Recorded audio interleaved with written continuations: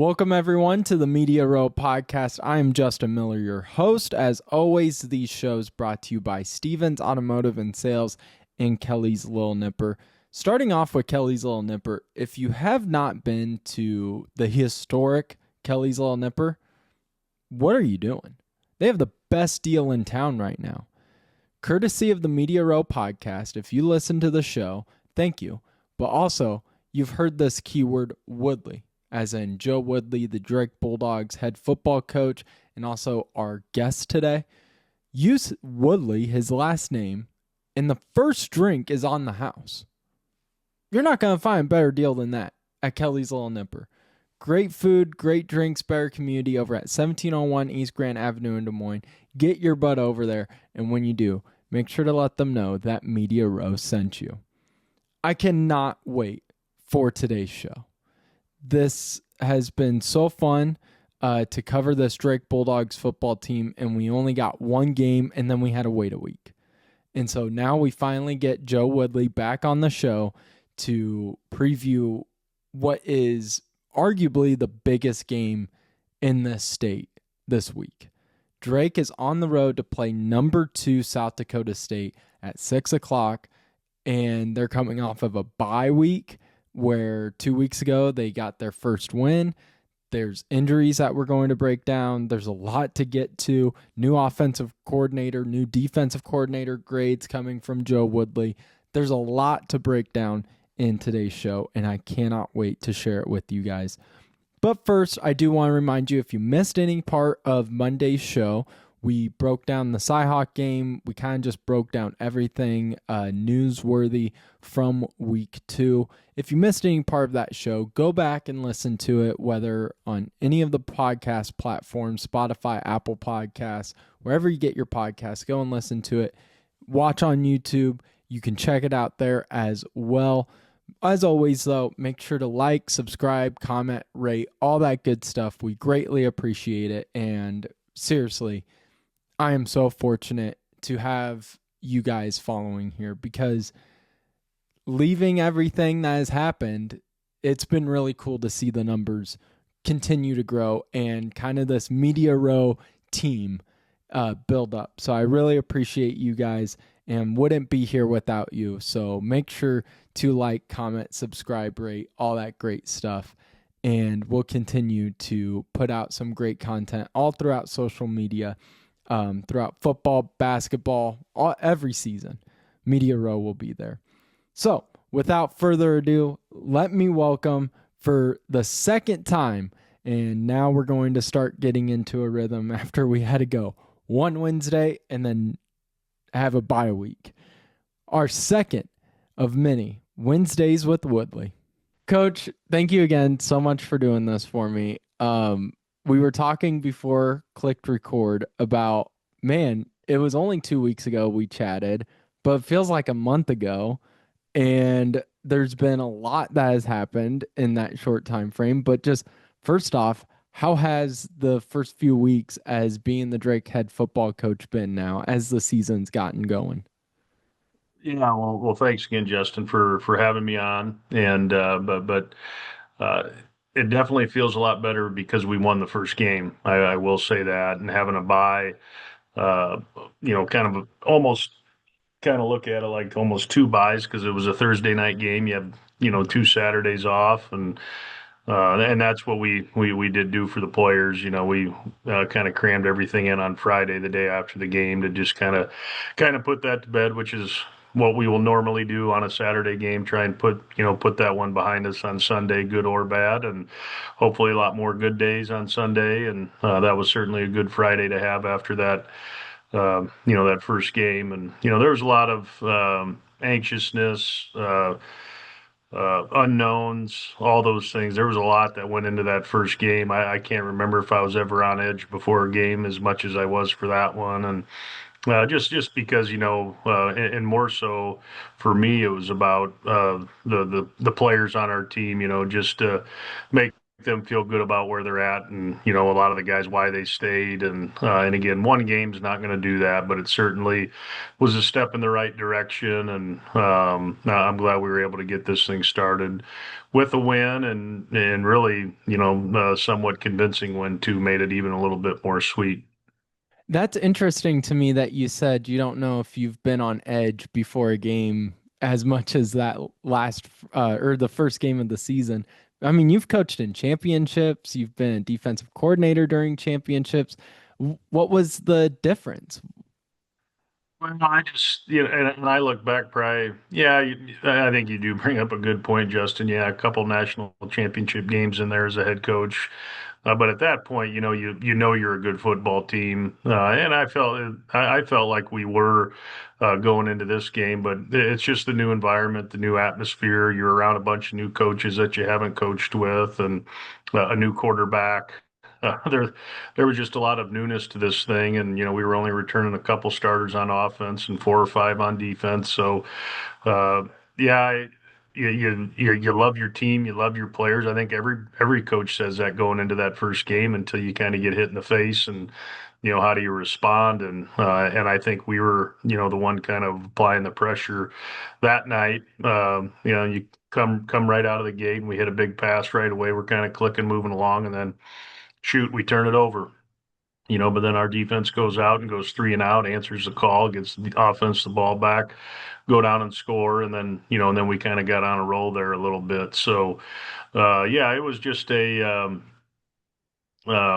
just glad it's over, and now we're moving on to the next. But yeah, I would say, looking back, I remember my first game as a head coach at Grandview, and my first game was against one of my mentors, a guy that I was a graduate assistant for, and fortunately enough, we were able to win that one too. So I've been pretty fortunate, pretty lucky, whatever you want to say in those openers as a head coach at a kind of in a new role, I suppose. And this one was just obviously a lot different just because of what my history has been. It's been really at one school, and to move 10 blocks over, it is a whole new world over here, and coaching's coaching, kids are kids, and really that's how that game kind of played out. And our guys, I was just really proud of them and the effort that they had, their attitudes, because there's a lot of newness that was headed their way too. That maybe they're used to doing things a certain way, whether it be pregame or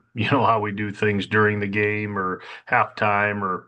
And they've had a lot of success, so I'm sure they had a lot of questions. Like why are we doing this? Why are we doing that? Well, the reality is, there's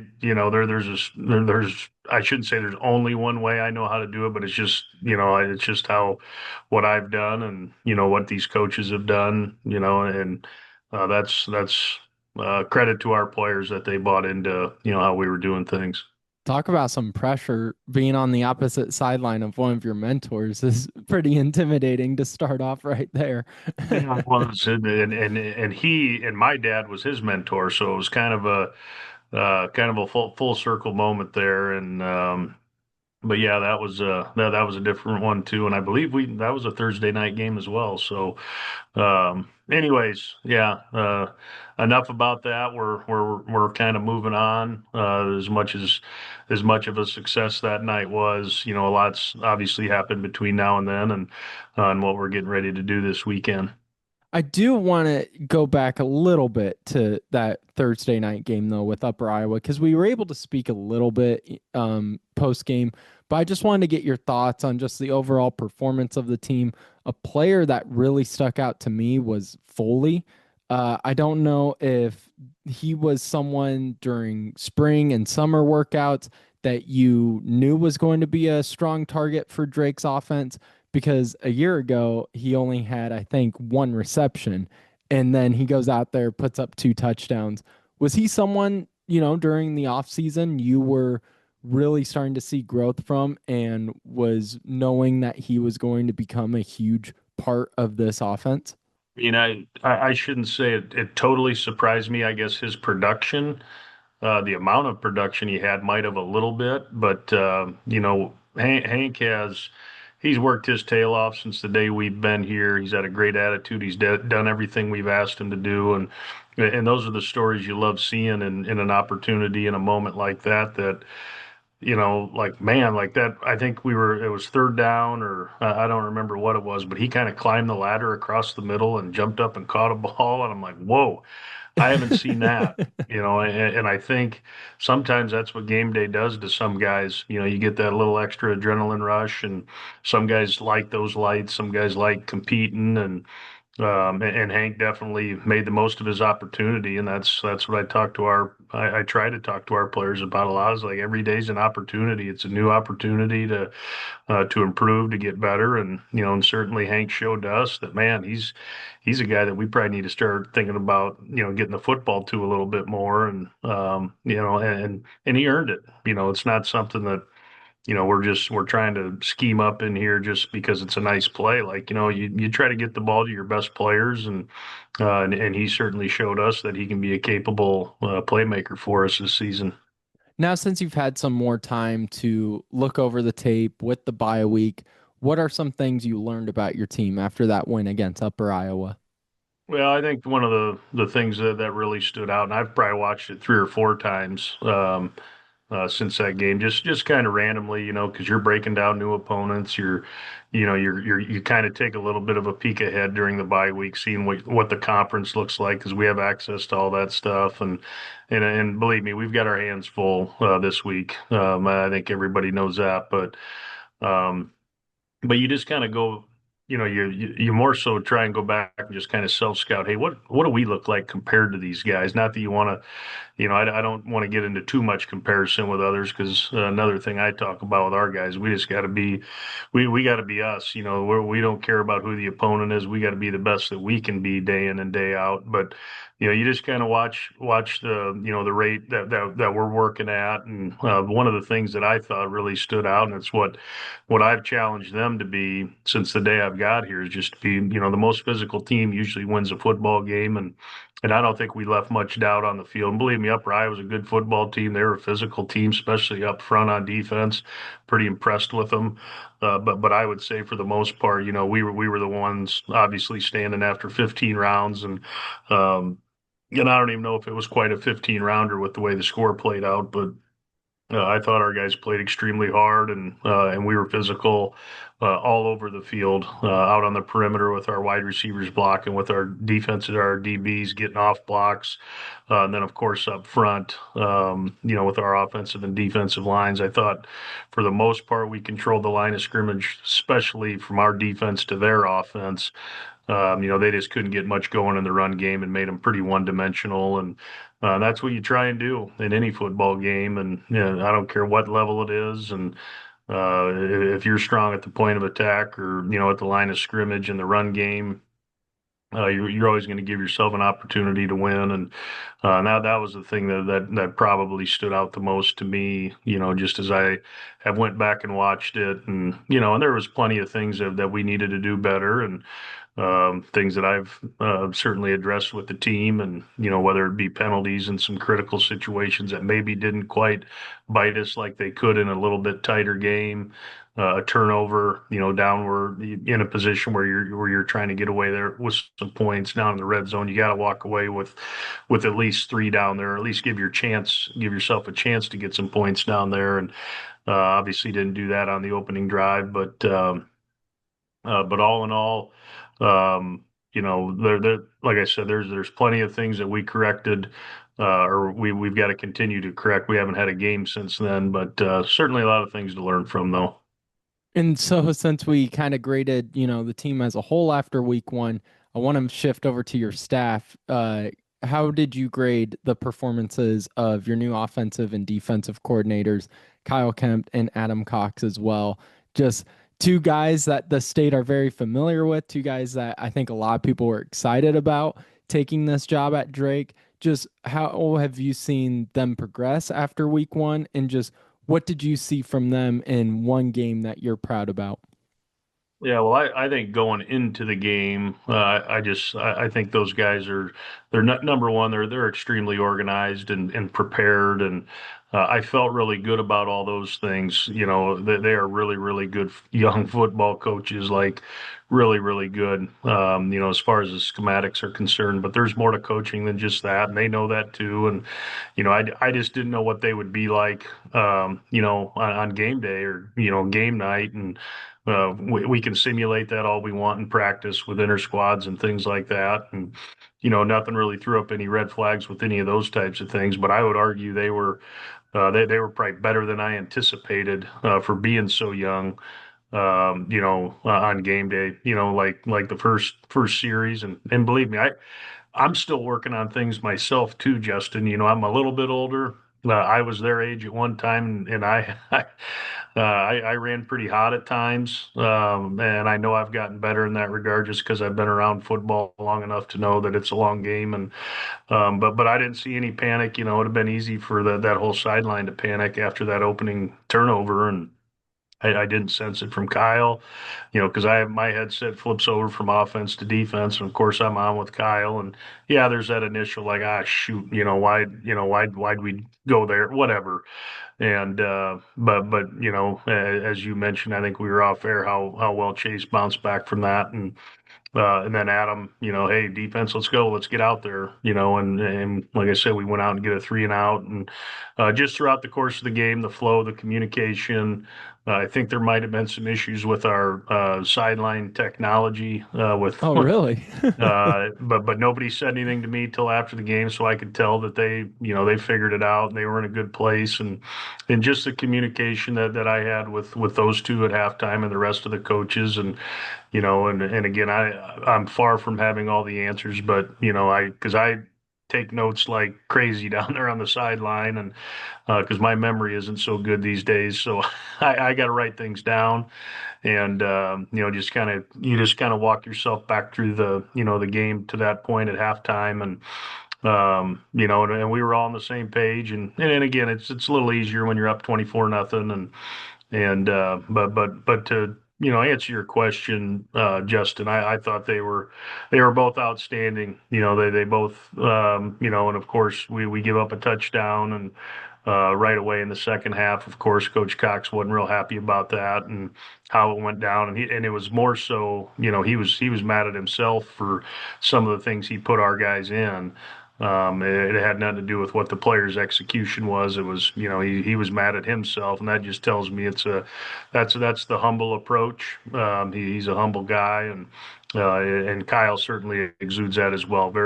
Two very humble guys that are damn good coaches, and Drake certainly can be happy that we've got those two coordinating both sides of the ball. And I'd be remiss if I didn't mention really all the coaches, but Bobby Cade, Morningwig, our special teams coordinator, thought our special teams clicked at a pretty high level that night. You know, we got a takeaway on a fumbled punt. We were 2 for 2 on field goals. You know, just all around punt return game was really good with Jackson, and so all in all, I think for us all being together for the first time, um, it was again, didn't have a ton of adversity, but we probably had enough, and I saw how everybody responded to it, and real happy with where we're at, and the coaches that we have on this staff.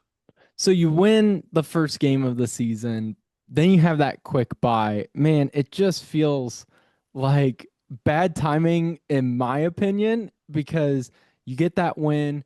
And now it feels like you have to run week one all over again. It's like the season's reopening with such an early bye. And it's right before one of the toughest tests of the season where you have to go to South Dakota and play two top 25 teams. Yeah, Justin, I'll be honest, when I first saw the schedule, I wasn't real happy about how the bye weeks played out, and but now having gone through it, I'm glad it worked out the way it did, to be perfectly honest, because you think about it, you have a long fall camp, and our practices are pretty physical, and you have bumps and bruises, and all those kinds of things that kind of add up over time. And it was good. And I think psychologically, just a big exhale, number one by me, the head coach, just to have that first one in the books. And I'm sure, Kyle's never coordinated, Adam's never coordinated, BC's never coordinated special teams, so there was a lot of newness going on. I think getting that breath of fresh air after a really good win, I think was pretty valuable, and again, just getting a little bit more rest for our guys. So I'd argue it would. I don't know if advantage is the right way to put it, but I think it was, it was certainly it was fine. It's been fine, and we gave them a little bit of time off last week, but we're back into a normal week. We actually did go out and practice Sunday, so we kind of stole a day, if you will, because I know South Dakota State was out at Montana State. They played late.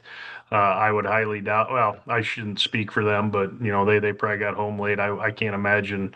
They had a real physical practice on Sunday, and we got out there and had a pretty good practice yesterday, and then today being Monday, I don't know when this airs, but we were off today. It was just a good work day for the coaches. Just got done with a staff meeting, going over all phases and what the plan looks like for the week. And then now for the next 2 weeks, we'll kind of have some normalcy, a little bit more flow with just the schedule and how I intended a season to work out. Be throwing a Thursday game and a couple bye weeks in there, and it kind of your routine isn't quite what it will be for 8 straight weeks once we get into PFL play. So this early season stuff's it's been a little bit wonky, if you will. But like I said, it was good to have a little bit of a breather there and let everybody catch their breath. And now we're back at it. And like you said, we've got hell of a challenge here coming up.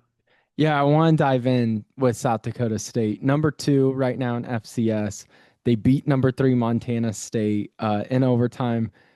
Where do you start as a coach when you start previewing a team, evaluating a team that is at their level, where they're very balanced offensively, where they've had over 100 yards passing and rushing in each game? They can score quick, but they can also take long, sustaining drives. As the coach, where do you start to really break down this team? Well, no, that you go about it any differently. I think you're certainly aware of who they are, what they're ranked, what they've done in the past. But at the end of the day, and I think I alluded to it earlier, Justin, it's still about Drake. We can't worry about who we're playing, regardless if they're the number 2 team in the country or they're the 200th. You've got to approach every game. And I know it sounds boring and cliche, but you go about what you do, and really it's about improving on your end and going into all those games. It doesn't matter who we play. It's Drake against Drake. That's how I've always operated. But like I said, you're certainly aware of the talent that they have, and of course what they've done to this point. They had a hell of a start against Sacramento State, a team that was kind of um, the media darlings, if you will. They hired the really good OC from UNLV or wherever he was from, and kind of an offense that he invented, and South Dakota State kind of did what they wanted to that night. And that score was probably a little bit closer, well, really a lot closer than it looked if you turn the tape on, and then you see him go out and beat another top 5 team in Montana State. And that score might have been a little bit misleading too, because South Dakota State had an issue on a punt late in the game that kind of kept Montana State in it. And but again, just a really good football team, and yeah, certainly the talent is there. And I know they had a big roster turnover too, just like much like a lot of these FCS scholarship programs. I thought I heard, because I was watching the game Saturday night. I thought I heard maybe 56 new players Wow. on their roster, and maybe I heard that in the first game. But either way, I think they have somewhere in the neighborhood of that. They don't have a lot of returning starters, but I tell you, they they replaced them with some pretty damn good ones. I know that, really damn good ones. And but like I said, the talent is certainly there. But what I see is just a very well coached football team. It's one thing to be talented. It's another thing to have your guys in the right positions, and that's certainly what I have seen to this point. We have two games on them, Sacramento State and Montana State, and again they're playing against other high level competition, and just have just come away real impressed with, like I said, just their personnel and really how well coached they are in all phases: offense, defense, special teams, and then the element you got to add on there is just how hard they play. That's a program that's prided themselves. It doesn't matter. South Dakota State's always been successful, and they got a new coach, but he's got ties to that program, and I think he's been away for a little bit, but I believe he was a player there, so it's a guy that's really prideful in what they're doing at that place, and it's just, well, like I said, it's a challenge for us, but the challenge for me to our guys is just go over there and just do what we can do, control what we can control, and play our ass off, and then we'll see where we're at. This is going to be a fun game defensively. And with you being a former defensive coordinator, does that change the mood at all? Does the energy get heightened a little because that was the side of the football you're very familiar with? Yeah, I just like, I don't know if it's good or bad. I suppose you got to start somewhere, but that's usually where I start when I pop on a game. I watch the opposing offense. That's the first thing I do, and I guess old habits are hard to break. But yeah, I mean, I think you get up for it really on both sides of the football and in the kicking game and. Um, but yeah, I think everybody's going to be running pretty hot and pretty excited about this opportunity because that's what it is. It's just another opportunity. You're guaranteed 11 of them throughout the year, and this is one of them. And to go play in a pretty unique environment, from what I've heard, it's going to be a sellout. It's a blackout, to my knowledge. And shoot, I was just kind of joking with the coaches out there. I haven't really coached in one of those environments yet, and I've played in a lot of them. I've played at Kinnick, played at Nebraska, played at Texas A&M, played at Texas. All those big time college football stadiums, but I've never coached in one. Coached in a lot of big games, but not in any environments where, from what I understand, I've never been there.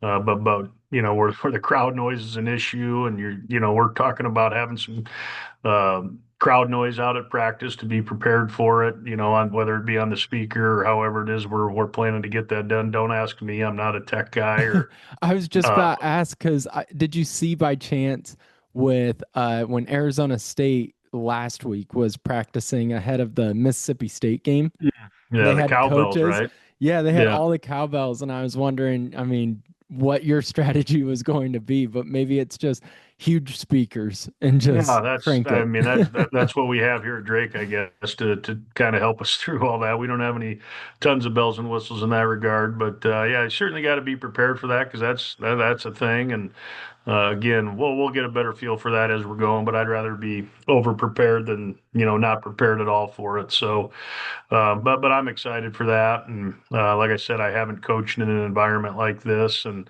so that's another thing that kind of gets your juices flowing. And it's probably, I mean, again, this is no disrespect to anybody else, but I got to believe it's one of the more raucous environments in FCS football would be my guess, just from judging the Sacramento State game, and of course I've got a lot of friends that have coached, and they've coached there before. Coach Cox on staff has coached there. When he was at Indiana State, I believe they played over there, so he's a little familiar with it. So at least we got some guys, that have been over there before. What advice have you gotten from Coach Cox in terms of just dealing with that environment?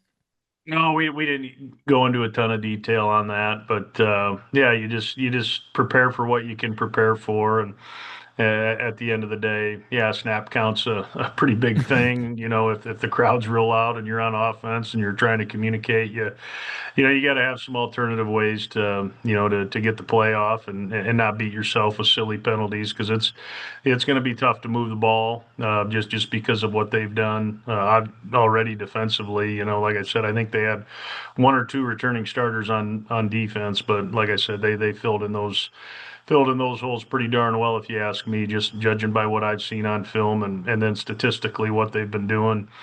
pretty impressive. So we've got to make sure that we're not beating ourselves before the ball's even snapped. So we'll be prepared for those things. A point of emphasis that I think is always crucial in every game, but is just third downs. And one of the few knocks you can put on this Jackrabbit team early on is just they've struggled on third down offensively. They've only converted 6 of 28. They rank 110th in the FCS. When you see numbers like that and when you watch a game and see that struggle, is that something that you write down as that's going to be a key point of emphasis for the defense, maybe more crucial than previous games? Yeah. I mean, I don't dig into too many stats because sometimes I think they can be misleading, and I think you alluded to it earlier a little bit, Justin. Some of that may depend upon field position or what point in the game it is, those types of things. Maybe they're because you like I said, you mentioned it. I think they're averaging 36 to 37 minutes with the ball, and quite honestly, that's the way I prefer to play. And I think I don't. I'm pretty sure we were right in that neighborhood against Upper Iowa as well. I think we were 36 to 24 or something like that. But yeah, I mean, I think you look at it a little bit. It's more so what they're doing on those those downs and distances, and yeah, that's our job as coaches to find the advantage where we can, and maybe there's something there that they're doing that we see that we can take advantage of, and but I'm not going to sit behind a computer screen and be like Moneyball and all that and totally buy into all those types of things. But yeah, I certainly think they're important.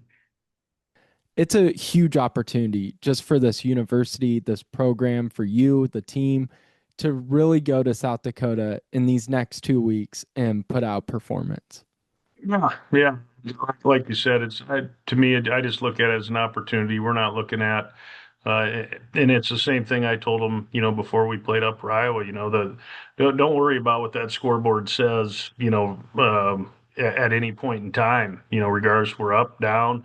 You just got to keep playing. What you do on the field, that outcome is going to take care of itself. And um, but like I said, we're going over there just trying to be the best possible team that we can be, and play the hardest that we can play, and I'm confident that we'll do that because of the kind of guys that we have in this room and or on this team, and the thing about it is I can't remember. I want to say it was 2023.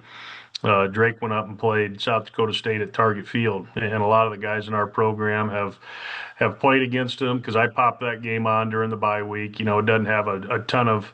I'm sure it has some merit. A lot of the players that were playing in that game, at least on South Dakota State's side, are no longer there, and it's a different coaching staff and things like that. But you just try to kind of get a feel for what how you match up with them. And what I saw was a bunch of our guys that we currently have that were younger, that were playing in that game. So I think, and that didn't go very well for Drake that day. And but it gave those guys a glimpse of what's coming here a little bit Saturday night. And I think our guys will be ready to meet that challenge. Huge thank you to Coach Joe Woodley. Love having Woodley on the show. Just love picking his brain. He's a great person to chat with, but man, always learned so much from Coach Joe Woodley. So really appreciate him taking time out of his day to join us here. And it feels good now knowing that next week we'll be able to do the same thing, aside from just those 2 weird bye weeks early on in the schedule for the Drake Bulldogs, as if they don't have enough on their plate with new coordinators, new coaches, new players, and then, oh yeah, you have to play 2 top 25 teams in the month of September on the road against South Dakota State and South Dakota, along with those 2 byes.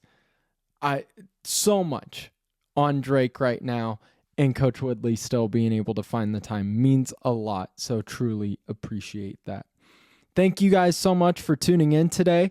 Make sure to go check out Stevens Automotive and Sales, proud sponsor of the Media Row podcast, over there at 5320 Northwest Beaver Drive in Johnston, Iowa. My family has been going there and nowhere else for the past 20 years. I've been going there since I ever sat behind a car for the first time, when you get your little student driver's license. That's been the place I've been going, and I trust them full-heartedly. They communicate effectively. There's no BS involved, and they've been around for 35 years here locally in the community. So you just know you're dealing with great people, and that's why I want you guys to go over there to 5320 Northwest Beaver Drive in Johnston, Iowa. For whatever your car needs, go over to Stevens Automotive and Sales and make sure to let them know that Media Row sent you. So a lot of great stuff still to come on the show. Friday, a lot of previews. We're to that part of the season where I'm sorry if you don't like prediction podcasts, but I do. And this is one of my favorite things to do, is to really start breaking down these games, previewing these games. And Fridays and Mondays are a lot of previews and reviews. And so Friday, definitely going to be previewing the top NFL games along with the top college football games. And of course, with college football, even though Iowa State may not be playing a top 25 team, we will always try to hit on the local teams as well. So we'll preview Iowa, Iowa State, Drake as well. So hopefully try to hit on everything everybody wants to know about here on the show. So that will do it for today's show. Thank you again to Coach Joe Woodley. Thank you to our sponsors in Kelly's Little Nipper and Stevens Automotive and Sales. And as always, thank you guys, the listeners, so much. Make sure to subscribe, comment, rate, all that good stuff. Always appreciate the support, and we will see you guys Friday.